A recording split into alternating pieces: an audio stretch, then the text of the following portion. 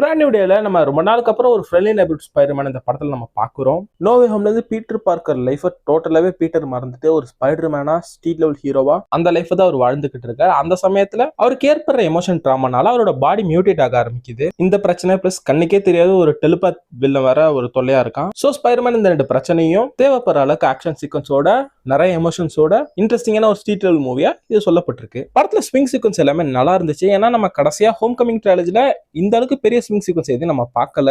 இதெல்லாம் நல்லா இருக்கு. பிளஸ் ஆக்ஷன் சீக்வன்ஸ் எல்லாமே இன்னும் சூப்பர் இன்ட்ரெஸ்டிங்கா பண்ணிருக்காங்க. ஹல்கோடது, ஹேண்டோட குரூப்போட ஃபைட் சீக்வன்ஸ் இது எல்லாமே நல்லா இருக்கு. அடுத்து ஹோம் கமிங்ல பார்த்த பீட்டரே நம்ம இங்க பாக்குறோம்னு அவ்வளவு ஆச்சரியமா இருக்கு. ஏன்னா செம்ம மெச்சூரான ஒரு பெர்ஃபார்மன்ஸா டாம் ஹாலண்ட் கொடுத்திருக்காரு.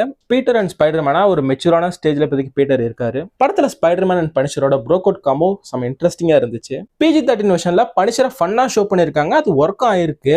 படத்துல ஸ்ட்ராங்கா ஒரு வில்லன் இல்லாத மாதிரி தான் தெரியும். ஆனா இருக்கிற வில்லன் ஸ்பைடர்மேனுக்கு பிசிக்கலாவும் மென்டலாவும் த்ரெட்டாவும் டார்ச்சராவும் இருக்கிற ஒரு வில்லன் ஸ்ட்ராங்கா தான் தெரியுறாங்க. நோவேம் பார்த்துட்டு இந்த படம் பார்க்க போனீங்கன்னா உங்களுக்கு ஒரு டிசப்பாயின்மெண்ட் இருக்கலாம்.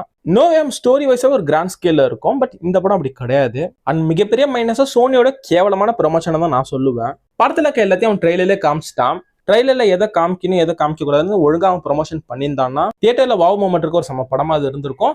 இப்பயும் இருக்கு. ஆனா பெஸ்ட் தியேட்டர் எக்ஸ்பீரியன்ஸை மிஸ் பண்ண வச்சுட்டான் சோனி.